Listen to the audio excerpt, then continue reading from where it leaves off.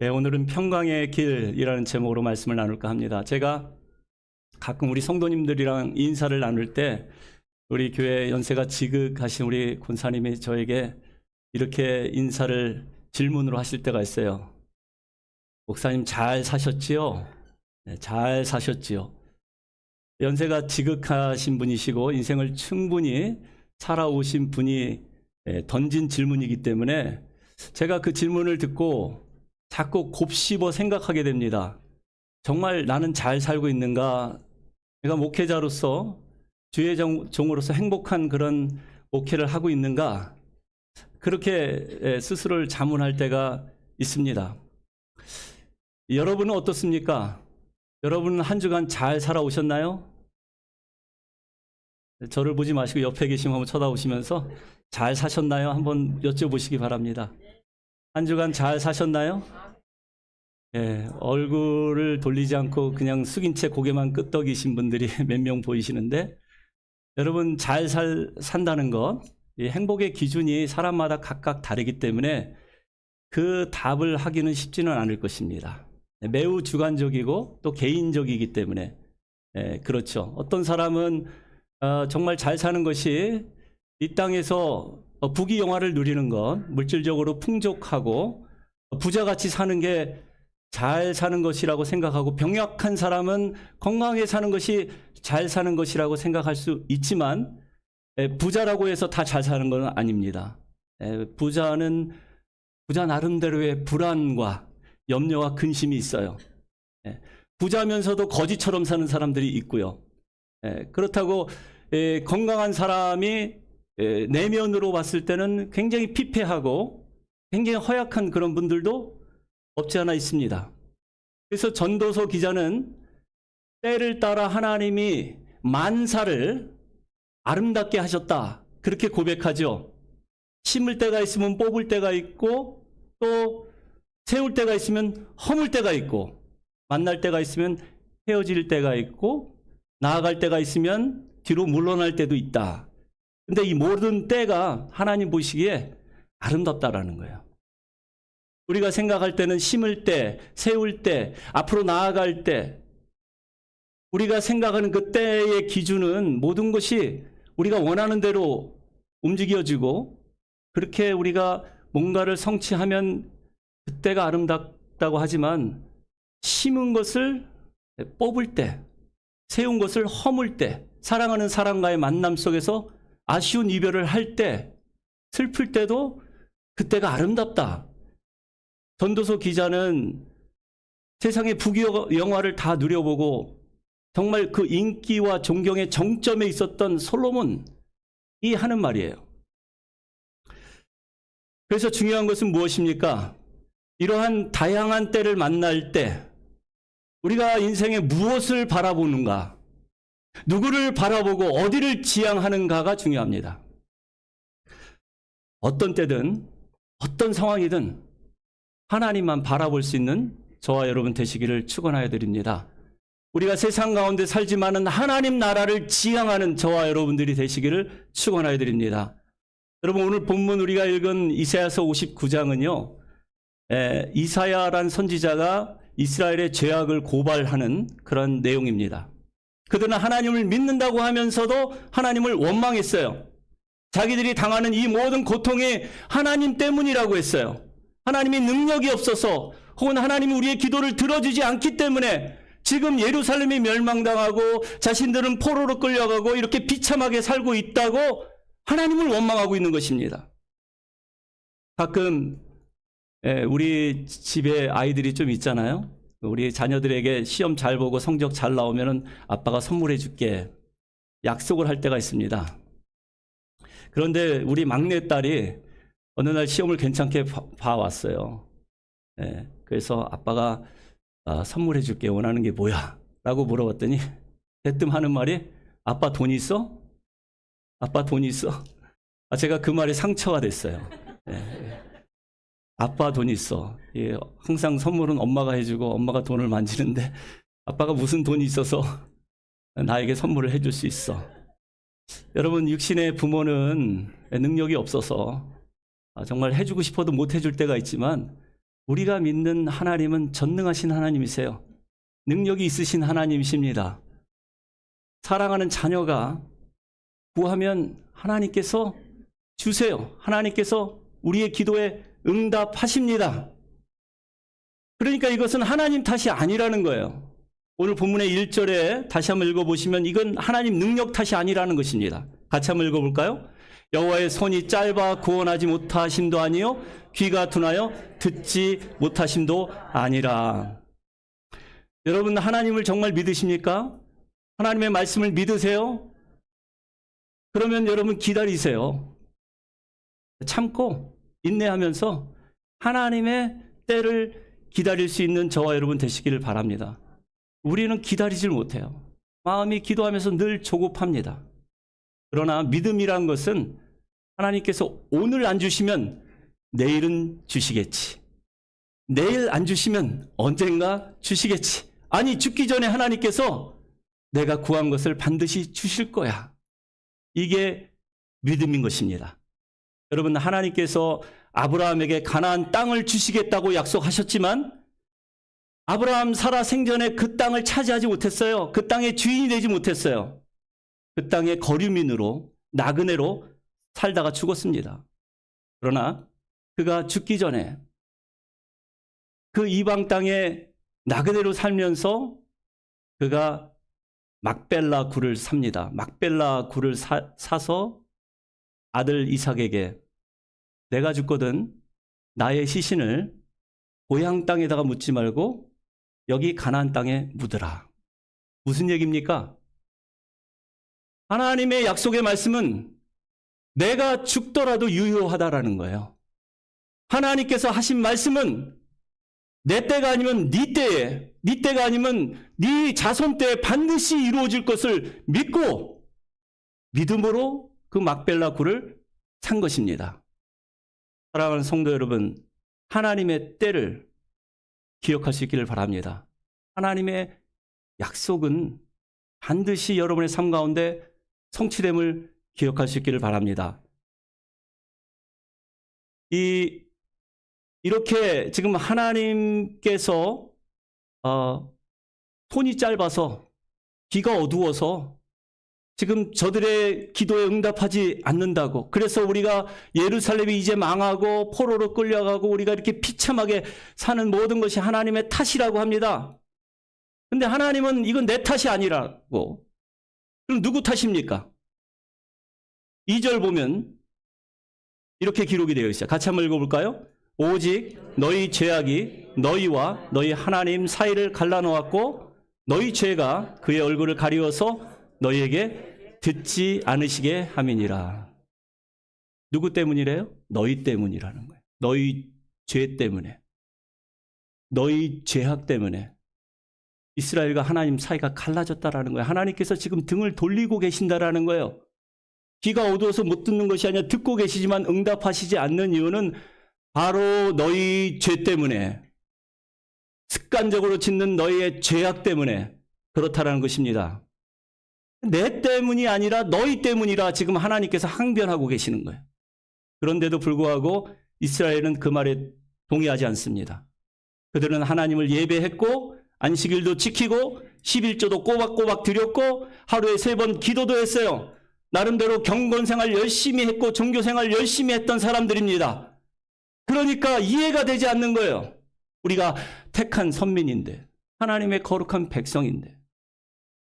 그래서 지금 하나님께서 못 알아들으니까 계속해서 부연 설명을 하고 계시는 거예요.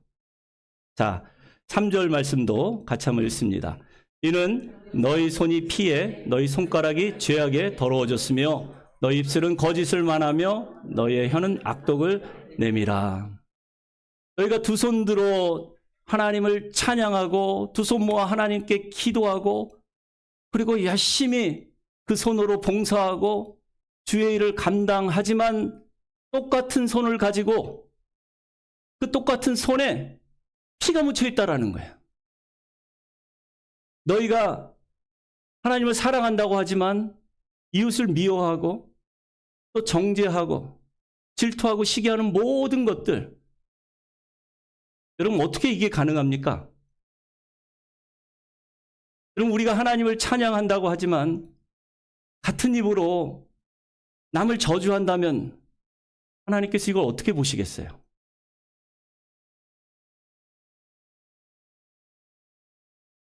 사우스캐롤라이나에 계신 친구 목사님의 간증입니다. 그분이 그 교회 부임하고 얼마 되지 않아서 그 교회 장로님한테 이런 말씀을 들었대요. 목사님, 어려운 교회 오셨는데 넉넉히 사례비를 드리지 못해서 죄송합니다. 그래서 예, 장로님 괜찮습니다. 각오하고 왔습니다. 하나님의 부르심이 분명했기 때문에 괜찮다고 얘기했는데 거기서 그냥 끝났으면 참 좋았을 텐데 그 장로님이 이런 말씀을 하세요. 근데 목사님, 매주 친교하고 남은 음식들 목사님 사택에 싸드리는데 그것도 계산하면 한 주에 100불쯤 됩니다. 모자란 건 그걸로 살해한 줄 아세요. 이 말을 듣고 이 목사님이 마음에 상처가 돼서 내가 여기서 정말 목회를 해야 되나 말아야 되나, 당장에 짐을 싸고 돌아가고 싶은 마음이 굴뚝 같지만 그래도 하나님께서 부르신 것이 분명하기 때문에 기도했대요. 그리고 그 장로님의 그 상처의 말 하나 때문에 그 말씀 기억하고 붙들고 기도하는 가운데 지금 10년 동안 그 교회에서 목회 잘하고 계신다고 합니다. 할렐루야. 여러분, 이게 전화위복이 된 거예요. 마음에 상처가 됐지만 그 장로님의 말씀 한마디 때문에 정말 치열한 목회 현장이구나 이거. 네, 그래서 더 하나님 앞에 엎드려 기도하면서 지금 10년 동안 목회하면서 사례비 때문에 걱정하는 일 전혀 없이 그 교회 정말 풍족한 교회가 되었다 하는 그런 간증을 들은 적이 있습니다. 여러분, 우리가 한 입으로 하나님을 찬송하면서 똑같은 입으로 남에게 상처를 주는 말, 부주의한 말 한마디, 그 행동 하나 때문에 마음에 아픔을 주는 말 얼마나 많이 하고 있습니까? 왜 그렇습니까? 우리 죄성 때문에 그래요. 우리 모두는 다 여전히 구원받은 하나님의 백성이지만 아담의 피를 물려받은 죄성이 우리 안에 남아 있어요. 이런 말도 있죠. 교회 가면 천사인데 교회 문만 나서면 악마다. 여러분 혹시 이 말에 동의하십니까? 교회 안에선 천사인데 교회 문만 나가면 악마로 둔갑하는, 변신하는 이런 삶의 실체. 저를 두고 하는 얘기예요. 여러분 보시기에는 착한 목사, 좋은 목사로 보실지 모르겠지만 제가 교회 문만 나가고 이제 집으로 특별히 향하는 그 하이웨이 길에선 정말 지킬 박사 하이드처럼 제가 얼마나 빨리 변신하는지 모릅니다. 난폭하게 운전하는 사람, 또 시도 때도 없이 끼어드는 그런 운전자를 보면 도끼 눈을 뜨고 쳐다봐요. 나도 모르게 입에선 ABC가 막 나오기 시작합니다. 여러분, 이런 저의 모습, 여러분들도 크게 다르지 않을 거라고 생각해요. 거룩하게 하나님 백성답게 살고 싶은데 여전히 변하지 않는 나의 모습, 그것 때문에 얼마나 삶의 괴리감을 느끼고 있습니까? 이스라엘이 그랬어요. 하나님을 믿는다고 하면서도 그들의 손에 피가 묻혔어요. 입술에는 거짓이 있고 악독한 말을 서슴지 않고 뱉었습니다. 그들의 죄된 상태 4절에서 계속 고발하고 있습니다. 같이 한번 읽습니다. 공의대로 소송하는 자가 없고 진실하게 판결하는 자도 없고 허망한 것을 의뢰하며 거짓을 말하며 너희는 악독을 내밀어. 공의대로 소송하는 자가 없대요. 진실되게 판결하는 자도 없다고 그렇게 고발합니다. 다른 말로 하면 뭐예요? 법이 무너졌다라는 거예요. 법이 무너지면 사람들은 허망한 것을 의뢰합니다. 요행을 바라죠. 편법과 속임수를 동원합니다. 자연스럽게 거짓을 말하고 악행을 잉태하며 온갖 종류의 악을 자행하게 됩니다. 저와 여러분이 사는 세상은 어떻습니까? 공의대로 소송하고 진실되게 판결합니까? 우리가 살고 있는 세상이 정의로운 사회인가요? 왜 힘없고 돈 없고 빽 없는 사람들이 유전무죄, 무전유죄를 외칠까요? 법이 무너졌기 때문에 그래요. 제가 말씀드린 법은 형법 혹은 뭐 민사법, 이 세상 법을 말하는 게 아니에요. 하나님의 법, 율법, 하나님의 말씀이 무너졌기 때문에 그래요. 우리 그리스도인들이 하나님의 말씀대로 살지 않기 때문에 그렇습니다. 여러분, 터가 무너지면 의인은 무엇을 할꼬? 삶의 기초가 말씀이 무너져 버리면 우리가 할 수 있는 것이 아무것도 없다라는 사실을 기억할 수 있기를 바랍니다. 우리의 삶의 기초가 그냥 흔들려 버리는 거예요. 그래서 여러분, 이렇게 공의롭지 못한 세상 가운데 정말 우리가 잘 살기 위해서, 행복하게 살기 위해서는 어떻게 해야 할까요? 우선적으로는 말씀을 회복하는 것이죠. 잃어버린 말씀을 다시 되찾는 것입니다.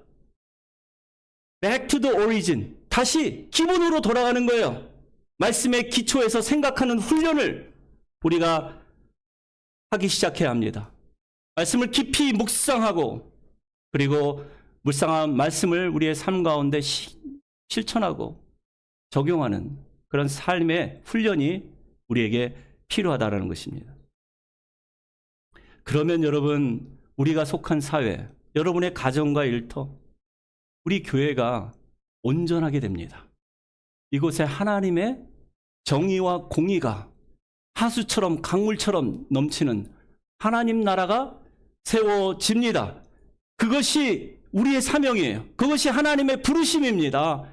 저와 여러분을 세상의 빛과 소금으로 부르신 이유는 바로 이 타락한 세상, 부패한 세상 가운데 하나님 나라를 세우라는 거예요. 그래서 여러분, 말씀을 우선적으로 회복하는 것이 우리의 행복의 기준이 될 수 있기를 바랍니다. 두 번째로는 감사하는 마음이에요. 감사하는 마음을 회복할 수 있기를 축원하여 드립니다. 어떤 분이 이런 말씀하셨어요. 감사하는 마음은 주인이 누군지 아는 마음이다. 다시 말씀드릴게요. 감사하는 마음은 내 인생의 주인이 누군지 알면 저절로 감사하게 되고 범사에 감사할 수밖에 없다라는 거예요. 근데 주인이 내가 되어버리니까, 나 자신이 되어버리니까 감사 대신 불평과 원망이 끊이지 않는 것입니다. 내 인생의 주인이 하나님임을 알고 하나님께서 내 인생을 다스리시고 통치하신다라는 사실을 믿는다면 그 사람은 하나님께 감사하게 돼 있어요. 이웃 사람들, 주변 사람들을 바라보면서 비판의 얼굴, 정죄의 마음 갖지 않습니다. 너그러운 마음을 갖게 되죠.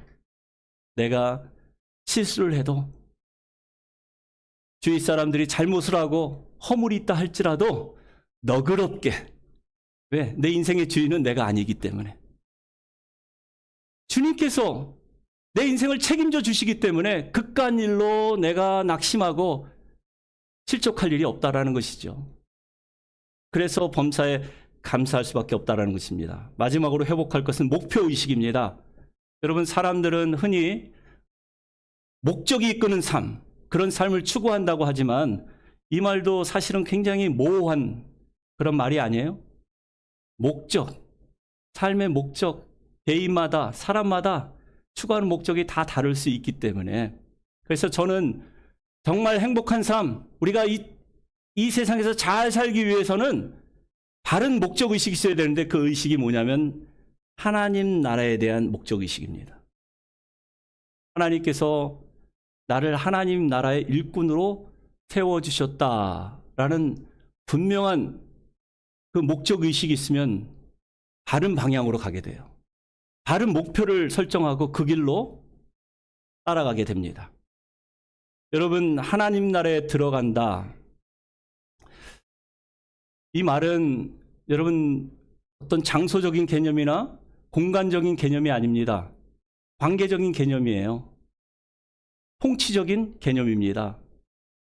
우리가 죽으면 언젠가는 하나님 나라 천국에 들어가겠지만, 그런 천국도 있지만 지금 당장 우리의 삶 가운데 하늘나라가, 하나님 나라가 나에게 임하는 거예요. 하나님 나라의 주인 되신 우리 예수님께서 내 삶의 주인이 되어 주셔서 주님께서 친히 다스리시고 통치하는 마음 상태가 된다면은 이미 하나님 나라가 저와 여러분 삶 가운데 이루어진 것입니다. 그래서 예수님 말씀하시잖아요. 하나님 나라가 여기 있다 저기 있다 하지 말라. 하나님 나라는 너희 가운데 있느니라. 여러분 믿으십니까? 하나님 나라가 실제 존재하고 있어요. 근데 가장 먼저 시작되는 곳은 어떤 공간이나 장소가 아니에요. 여러분의 마음입니다. 여러분의 생각이에요.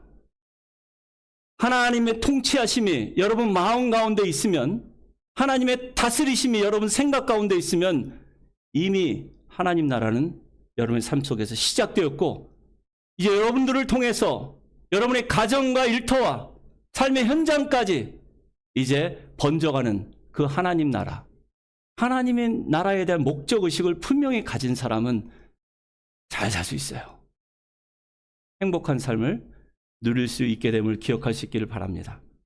만약에 우리가 이러한 분명한 하나님의 부르심이 있는데도 불구하고 하나님 나라의 일꾼으로 살지 못한다면, 하나님의 뜻대로 살지 못한다면 어떻게 될까요? 그 다음 5절 말씀 한번 보시기 바랍니다. 같이 한번 읽어볼까요? 독사의 알을 품으며 거미줄을 짜나니 그 알을 먹는 자는 죽을 것이요 그 알이 밟힌즉 독사가 나올 것이니라. 여러분 이 이사야 선지자의 이 표현이 참 기가 막히지 않아요? 자, 하나님 나라의 일꾼으로 부르심을 받았는데 그 부르심대로 살지 않으면 어떻게 된대요? 독사의 알을 품게 된대요. 그리고 자기 손으로 거미줄을 짜게 된다라는 그런 비유의 그런 말씀입니다. 여러분 질문 하나 드릴게요. 여러분 자녀들이 매 주일마다 교회를 나오는데 교회 다니는 여러분의 자녀가 잘 될까요? 아니면 주일날에도 열심히 공부하고 또 학원 가서 공부하고 정말 열심히 공부해서 좋은 대학 가는, 좋은 회사 취직하는 그러한 자녀들이 잘 될까요? 그냥 한번 궁금해서 여쭤보는 것입니다. 누가 잘 될까요? 세상 자녀들이 훨씬 잘 될 확률이 많아요. 아까운 시간 쪼개가면서 그렇게 공부해서 좋은 성적 가지고 좋은 대학 입학하고 좋은 직장 취직할 수 있는 확률이 훨씬 더 높습니다. 그런데 문제는요, 그게 다가 아니라는 거예요. 하나님의 말씀을 소홀히 여기고 하나님의 은혜를 사모하지 않는 자녀들, 세상 방식대로 열심히 살고 그래서 성공하는 자녀들, 그 자녀들은 사실은 독사의 알을 품은 거예요. 주일날 빠져가면서 세븐데이 공부해서 좋은 학교 가고 좋은 직장 가는 거, 지금 독사의 알을 품고 있는 것입니다. 여러분이 믿는 하나님은 능력이 없으신 분이 아니세요. 하나님의 손 짧지 않습니다. 하나님의 귀 어둡지 않아요. 사랑하는 자녀 책임지고 지키시고 책임지고 통통한 길로 인도해 주십니다. 그것을 믿어야 돼요. 그러나 하나님의 말씀을 듣지 않고 세상 방식으로 자기식으로 그저 열심히 공부하고 열심히 살면 잘 될지 아는 것, 결국은 보면 성공하고도 잘 사는 것 같아도 마음에 공허함을 느낍니다. 인생이 피곤하고 허망하게 느껴져요. 사실 우리가 하나님 도움 없이도, 하나님 말씀에 관계 없이도 세상에 많은 것들을 얻을 수는 있습니다. 돈, 명예, 인기, 건강. 그런데 여러분, 얻는다고 해서 다 누리는 것은 아니에요. 얻는 것과 누리는 것은 분명히 다른 개념입니다. 여러분, 세상 부귀영화 다 얻고서도 그것을 누리지 못해서 오늘이라도 하나님 부르시면 가야 할 인생들이 얼마나 우리 주변에 많이 있습니까? 저 정도 가졌으면 행복해 보여야 할 텐데 얼굴에 기쁨이 없어요.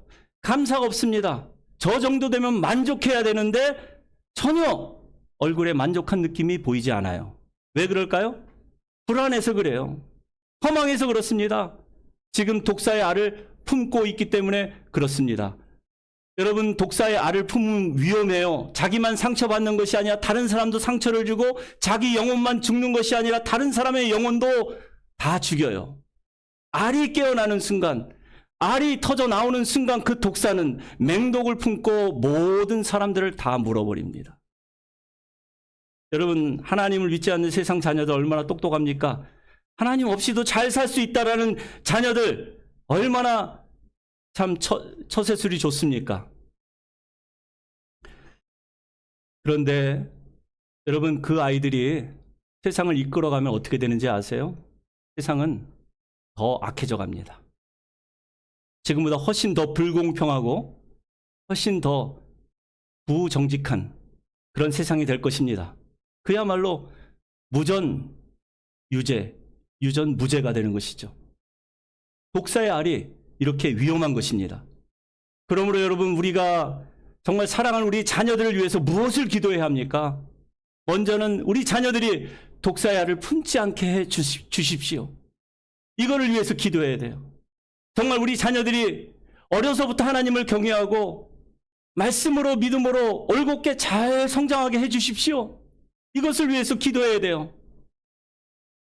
그래서 나중에 하나님의 공의를 실천하고 다음 세대를 이끌어갈 수 있는 하나님의 일꾼 되게 해 주십시오. 그래야 이 땅에 하나님 나라가 세워지기 때문에 그렇죠. 그럼 여러분, 거미줄은 어떻습니까? 여러분, 거미줄로 옷을 짜면 어떻게 돼요? 말도 안 되죠. 거미줄은 무슨 옷을 짭니까? 짠다 한들 여러분, 그것은 투명한 옷이 되어서 그 모든 수치와 부끄러움, 허물을 다 가릴 수가 없어요. 다 드러나게 되어 있을 수밖에 없습니다. 그래서 여러분, 6절에 보면 그 짠 것으로는 옷을 이룰 수 없을 것이요, 또 그 행위로는 자기를 가릴 수 없습니다. 그렇게 말씀하고 있는 것이죠. 여러분, 우리가 아무리 예배를 드리고 기도를 하고 또 봉사의 활동을 한다 할지라도 겉으로 보기에는 교회 생활 잘 하는 것처럼 보여도요, 우리 마음에 하나님을 사모하는 마음이 없고 하나님의 말씀을 우리가 사모하는 마음이 없으면, 정말 이 모든 것이 하나님의 은혜라고 고백하지 않는다면 그것은 마치 거미줄로 옷을 짜는 것과 같습니다. 그 많은 수고에도 불구하고 나중에는 아무런 유익이 없다라는 거예요. 내가 하면 그렇다는 거예요. 나의 수고, 나의 노력, 나의 헌신, 봉사, 이 모든 것은 다 거미줄을 짜는 것과 똑같습니다. 그러나 하나님이 하면 다릅니다. 하나님이 예수 그리스도를 통해서 우리에게 입혀주신 옷, 자신의 아들 예수 그리스도를 십자가에 죽여서 만든 그 피로 만든, 보혈로 만든 세마포를 입으면 얘기가 완전히 달라집니다. 하나님이 하신 일이기 때문에. 하나님 한 분만 영광과 찬송을 올려드릴 수밖에 없습니다. 내가 한 것은 아무것도 없기 때문에. 이 세마포 옷을 입으면 그것은 어린 양 예수 그리스도의 공로로, 그 보혈로 만든 세마포 옷이기 때문에 어떻게 돼요? 우리의 모든 죄가 다 가려집니다. 우리의 허물이 다 덮어집니다. 아무리 우리가 실수하고 아무리 수치스러운 일, 부끄러운 일을 당해도요, 그것 때문에 낙심하거나 절망하지 않습니다. 하나님의 은혜가 우리를 품에 안아주시고 덮어주시기 때문에 그렇습니다. 여러분, 그 세마포 옷을 입고 우리가 천국에 들어가는 거예요. 내가 짠 거미줄로 엮은 옷이 아닙니다. 수고와 노력이 아니에요. 오직 은혜입니다. 예수 그리스도의 피 묻은 그 세마포만이 우리를 천국문으로 인도해 주심을 믿으시기 바랍니다. 그래서 우리는 수시로 자신을 점검할 수 있어야 됩니다. 내가 지금 주님이 입혀주신 세마포 옷을 입고 있는지, 아니면 내가 내 스스로의 노력으로 거미줄을 지금 짜고 내 옷을 만들고 있는지, 점검해 봐야 하는 것이죠. 저는 우리 평안교회 성도님 한 분 한 분이 매일매일 여러분 자신을 점검해 볼 때 내가 지금 바른 옷을 입었나, 세마포 옷을 점검할 수 있기를 바랍니다. 말씀을 마무리하겠습니다. 적반하장, 무슨 뜻입니까? 잘못한 사람이 아무 잘못이 없는 사람을 나무랄 때 쓰는 말이죠. 우리는 하나님의 은혜로 구원받은, 전적인 하나님의 은혜로 구원받은 하나님의 사람들이에요. 이렇게 하나님의 은혜로 구원받았는데도 불구하고 이 모든 것이 하나님의 탓이라고 혹시 불평할 때는 없지 않습니까? 있지 않습니까? 이스라엘 백성은 하나님 때문에, 하나님 너무 약해서, 하나님 귀가 너무 어두워서, 그래서 자신들이 이렇게 불행한 거라고 얘기합니다. 그런데 우리 주님은 오늘 뭐라고 말씀하세요? 그건 내 탓이 아니라 네 탓이다. 너희 죄악 때문에, 너의 죄 때문에, 그래서 내가 등을 돌린 것이다. 그래서 너희와 나 사이 관계가 이렇게 멀어진 것이다. 여러분은 어떻습니까? 혹시 불행의 원인을 하나님께로부터 찾지는 않습니까? 이만큼 열심히 교회 봉사하고 이만큼 수고하고 헌금까지 드렸는데 왜 이렇게 내가 피폐하게 공허하게 살아야 합니까? 혹시 이렇게 불평하진 않습니까? 그렇다면 그것도 하나님 보시기엔 적반하장이에요.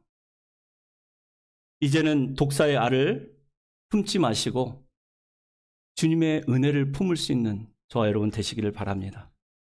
거미줄로 짠 옷을 이제 벗어버리고 세마포를 갈아입기를 축원하여 드립니다. 그래서 날마다 십자가 바라보시고 날마다 주님의 세마포를 갈아입고 주님과 함께 동행하는 그런 길을 걸어가는 저와 여러분 되시기를 바랍니다. 저는 정말 우리 평안교회가 평강의 길을 걸어가길 원합니다. 그 평강의 길은 편안한 길이 아니에요. 안전한 길도 아니고 아무런 문제가 없는 그런 길도 아닙니다. 그 길을 걷다 보면 때로는 다툼도 있을 수 있고 갈등과 반목도 있을 수 있습니다. 말 한마디, 행동 하나 때문에 시험이 들기도 하고 낙심에 빠질 때도 있습니다.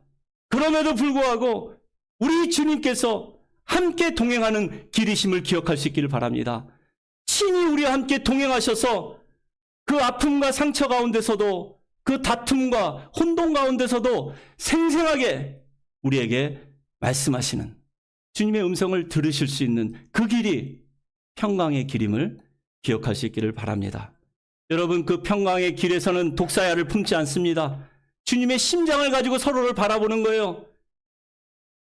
서로의 죄와 허물 다 덮어주는 것입니다. 그런 평강의 길, 우리 모두 다 걸어가시는 우리 11월 감사의 주일 마지막을 맞이해서 정말 그 평강의 길을 함께 걸어가시기는 우리 평안교회 성도님들 다 되시기를 주님의 이름으로 축원하여 드립니다. 우리 이 시간에 조용히 말씀을 묵상하면서 또 여러분 지나온 삶을 회상하면서 한번 주님과의 관계를 다시 한번 진단해보고 점검해 볼 수 있는 그런 시간 되었으면 좋겠습니다. 여러분, 하나님 나라를 세우기 위해서 하나님께서 이 평안교회를 40년 전에 세워주셨어요.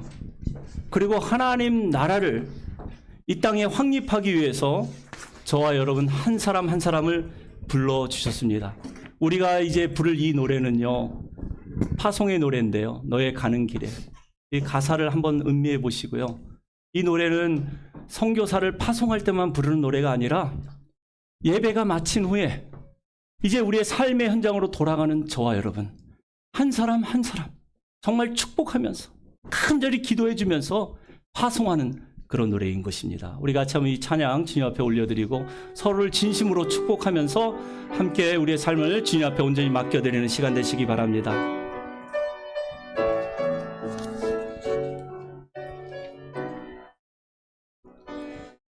너의 가는 길에 주의 평강이 있으리.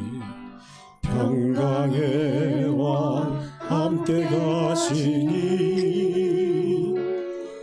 너의 걸음 주 인도하시리. 주의 강한 손 너를 있으리. 다시 한번 고백합니다. 너의 가는 길에 너의 가는 길에 주의 축복이 있으리.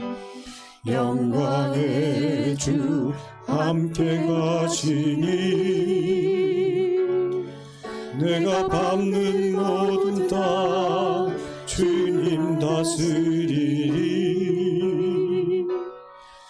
너는 주의 길 예비. 우리 다시 한번 찬송하실 때 우리 여성분들만 고백하겠습니다. 너의 가는 길에 너의 가는 길에 주의 축복 있으리. 평강의 왕 함께 가시니 너의 걸음 주 인도하시리. 주의 강한 손 너리 끄시리. 남성분들 2절 부르겠습니다. 너의 가는 길에 주의 축복이 너의 있으리. 가는 길에 주의 축복이 있으리. 영광의 주 함께 가시니 내가 밟는 모든 땅 주님 다스리리. 너는 주의 길 예비케 되리. 우리 옆에 계시면 한번 쳐다보시면서 주님 나라 위하여 길 떠나는 나의 형제여,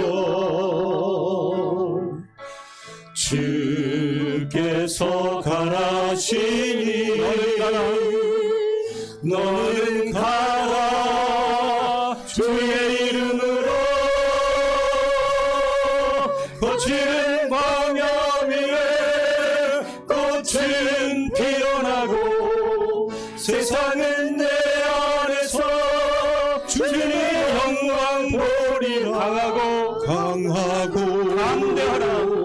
담대하라. 세상에 계신 주는 함께 너와 동행하시며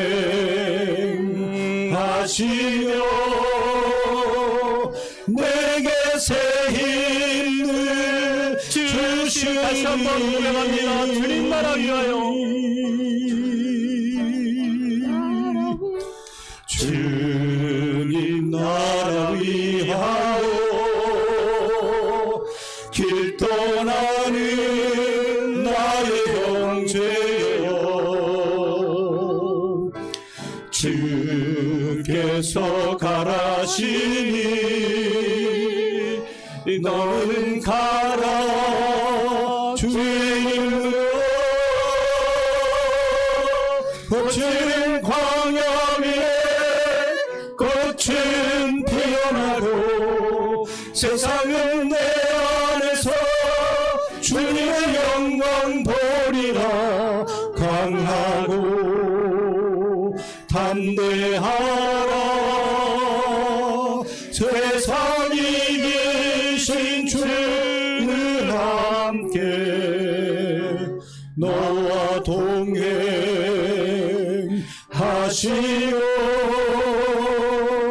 내게 새 힘을 주시리. 강하고 담대하라. 다시 한번 고백합니다.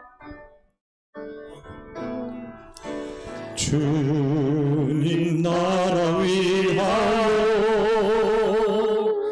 길 떠나는 나의 형제여, 주께서 가라시니 너는 가라. 주의 이름으로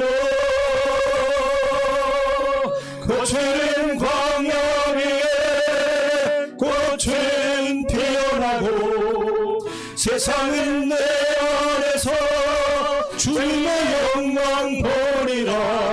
강하고 담대하라. 세상에 계신 주는 함께 너와 동행하시오. 하시며 내게 새 힘을 주시리.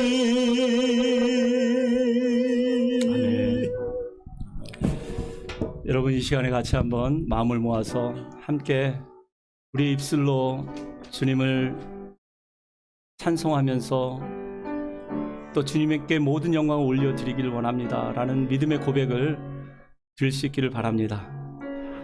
우리가 약하고 어리석고 부족한 것은 문제가 아니에요.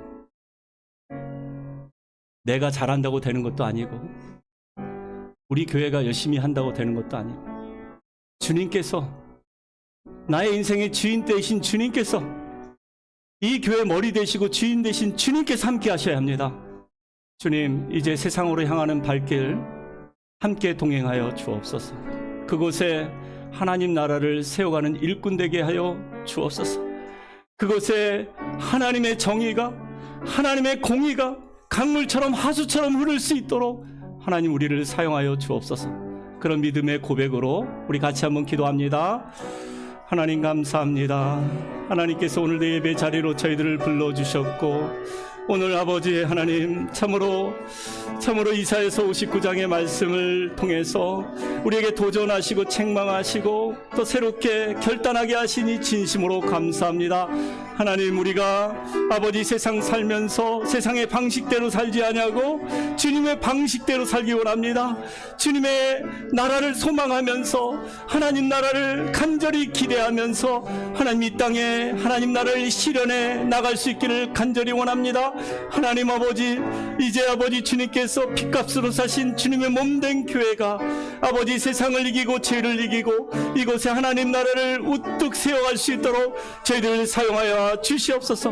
하나님 아버지, 40년 된 우리 평안교회가 이제 주님 오시는 그날까지 이곳에 아버지 하나님 참으로 하나님의 다스리심과 통치하심을 선포하고 아버지 이곳에 갈급하고 아버지 상처받은 이 영혼들 아버지 일일이 아버지 그들을 주님 앞으로 인도하는 교회로서 하나님 쓰임받을 수 있기를 원합니다. 하나님, 오늘 이 예배 자리에서 이제 아버지 하나님 나라를 사모하는 우리 성도님들 한 사람 한 사람 가정으로 일터로 돌아갈 때 주님 친히 함께 동행하여 주시옵소서.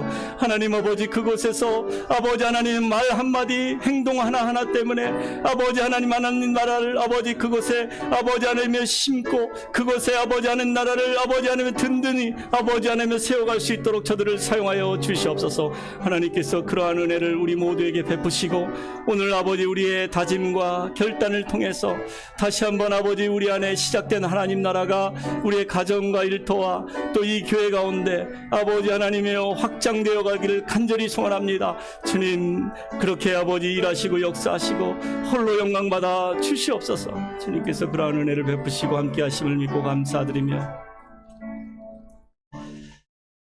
하나님 우리를 불러주신 은혜 진심으로 감사합니다.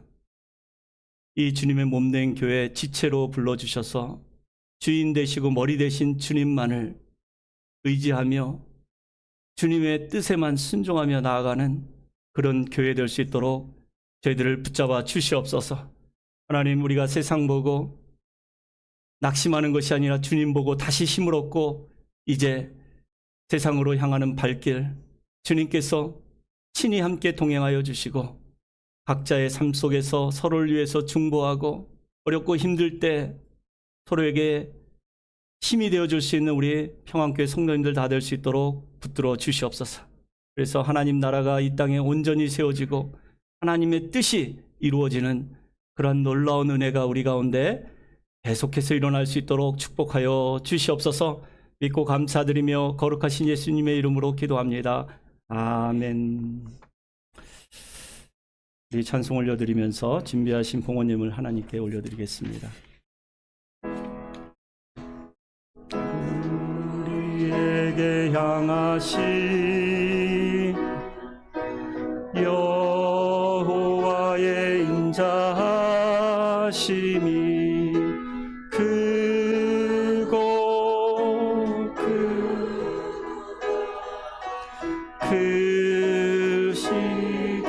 크시도다. 크고